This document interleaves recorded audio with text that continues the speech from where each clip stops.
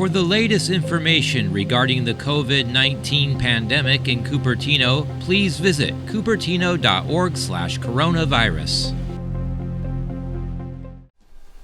Hi everyone, thank you for joining us today. So we are going to have Dr. Ahmad Kamal today answering your questions and providing a status update on hospital capacity.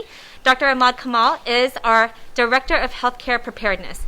He'll be making a brief statement, then we'll head into Q&A, and then we'll wrap it up from there. Thank you, everyone.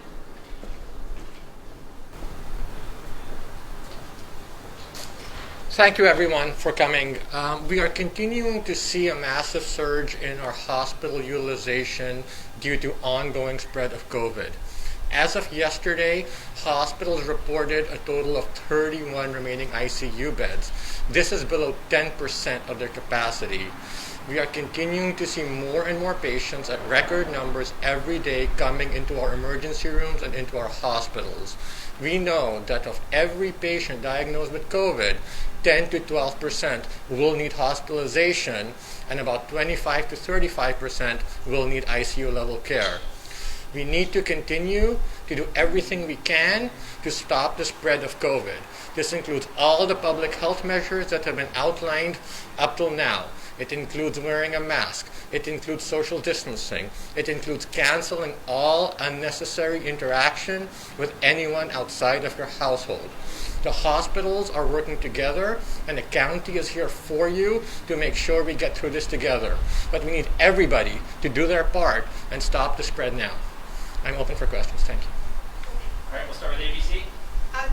First, can we get your reaction to regional medical reporting that they reached capacity yesterday? I know this is a specialized emergency room, but they also told us this is the first time since the pandemic was declared that they reached capacity. Is that a troubling trend? And can you paint what that might mean for the 14 other hospitals in the county? Yes, we are very troubled by that, and I think that what we do know is the Regional Medical Center in particular is working very closely with its sister hospital, Good Samaritan, but then all the hospitals in our county are coming together to help each other out. And this is actually a real bright spot in our response to the pandemic. I am on calls every day with the chief operating officers of each hospital to talk about issues like this and how we can all band together to support each other. So we do fear that this may extend to other hospitals, and the way we're going to get through it is by all of us sharing resources, at first within our county, and then relying on partners outside the county and the region to do what we all can together to provide care for everyone who needs it. We'll go with Cameron Wynn. Doctor, where are we in terms of the expected Thanksgiving crunch, if you will? Do you expect, is the worst still to come? We are seeing the Thanksgiving crunch now.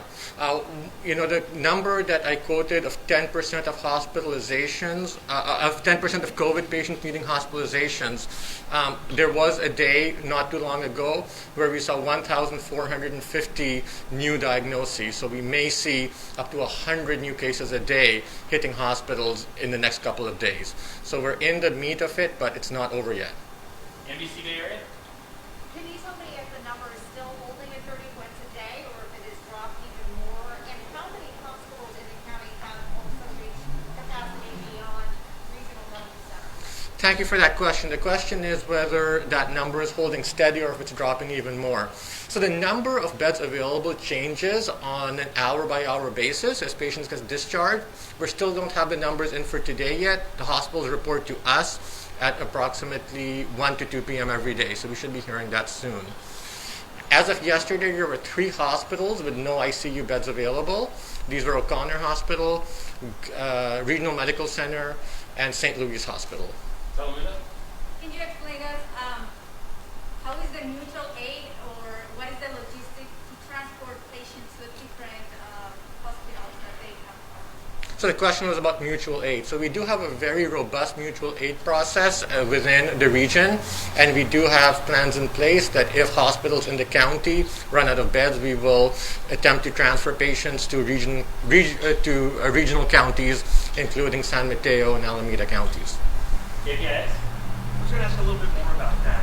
Specifically, do you know what the next hospital, great, now you have 3 hospitals out of space. Do you have a guess as to what the next facility might be that faces the crunch? And then there's one after that. And then where So it's hard to predict an individual hospital's capacity because, as we mentioned, things change on an hour-by-hour basis and definitely by a day-to-day basis. I think the hospitals together do have capacity. They are activating contingency plans regarding bringing additional beds into service. So we're hopeful that with this we're able to manage the surge for as long as we can.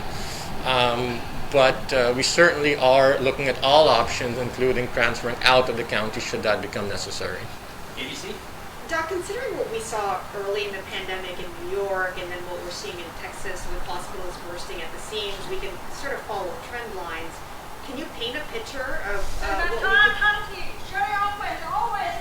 There are two very distinct pictures out there. The first is that we continue to see the level of transmission that we have been seeing up till now, in which case we may very well see the pictures we saw in Texas and New York earlier on this year. We're hoping that, and we are confident that with concerted action, our community can avoid that worst case scenario. Our hospitals can surge up to a certain point, but what we really need to do to avoid that picture is to contain the transmission, which is the reason for our public health recommendations. But Doc, just to follow up on that, can you describe in detail what that might look like? Because we were hearing from regional medical that they're preparing tents. Yeah. Are we going to see tents outside of the parking lot? In Texas, we saw refrigerated trucks. Are we anywhere near that point? Those are all possibilities. I think in terms of surge planning, the next step is for hospitals to use their internal plans, which is bringing additional beds into service, trying to make ICU beds in their facility by adding equipment to existing beds, by bringing staff from less critical clinical areas to the ICUs and to acute care areas. And then after that, to expand physical space, tents may be necessary. So we're still not imminently there, but once again, the trajectory is concerning enough that we do need to take steps immediately. We're going to KRON. Is there a hard number, doctor, about how many people total are in the hospital with COVID? Great question. The question is there a hard number? So hospitals do have the ability to surge and expand, and that ability is finite. At this point, the real rate-limiting step is around staffing. And so the hospitals are working very hard in trying to get staffing from staffing agencies from within their own organizations. Depending on how many staff we can get, that will determine what the true capacity is. ABC Bay Area. Numbers you can give us about how many people are in these hospitals right now? So right now, as of yesterday's report, there are about 403 patients with COVID in the hospital, and that included 12 children. NBC Bay Area. Doctor, would you characterize that we are at a much worse, that the cases are much higher than they were? Is this the worst it's been since the pandemic, or was it higher back in March? And also, earlier they had set up a convention center in Santa Clara. Is that going to be an option again? Is there a game plan to try to reopen that again for that use? This is absolutely the worst we have seen by an order of magnitude. We are in a much worse state right now than we were in the summer or the spring, both in terms of the absolute numbers we are seeing and the rate of increase we are seeing. Opening up an alternate care site is definitely one of the options.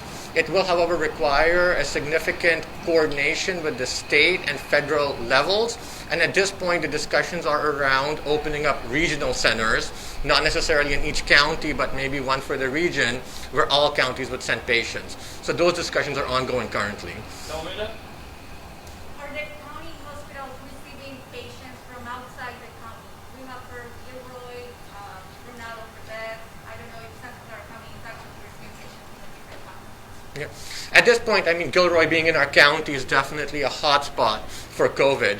We're currently not actively getting large numbers of patients from outside of the county for transfers. The final question, KPIs. So you're familiar with the state of San Mateo County, their decision regarding consortium being lockdown.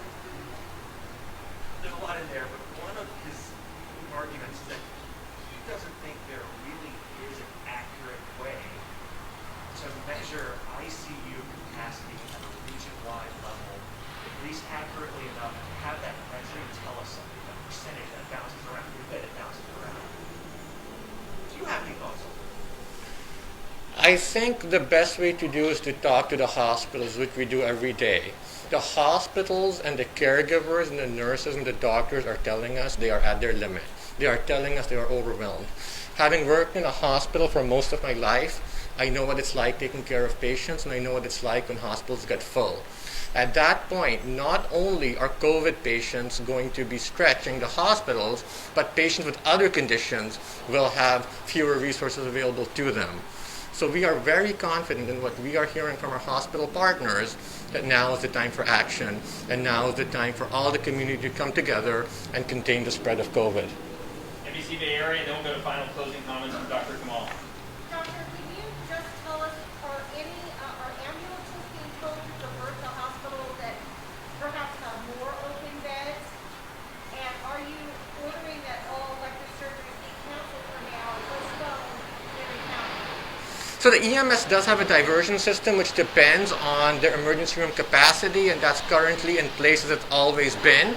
We haven't put any hospitals on permanent diversion because, as we mentioned, the situation changes hour by hour and day by day. So it's hard to know whether or not we should do that for a long-term period. Regarding your second question regarding elective surgeries, at this point, many hospitals have canceled elective surgeries. We have not put out a blanket order at this point. One of the things to realize is that surgeries that are elective may still be quite necessary. These could include cancer surgeries. This could include heart surgeries.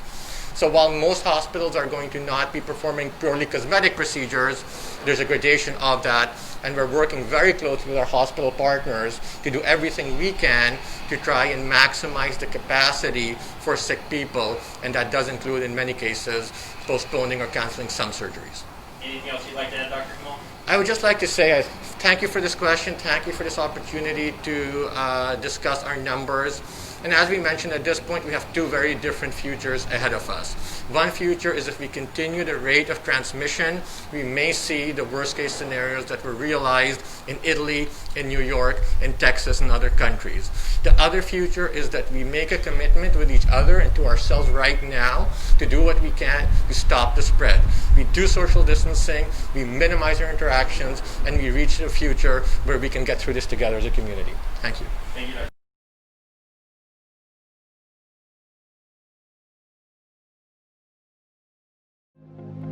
For the latest information regarding the COVID-19 pandemic in Cupertino, please visit cupertino.org/coronavirus.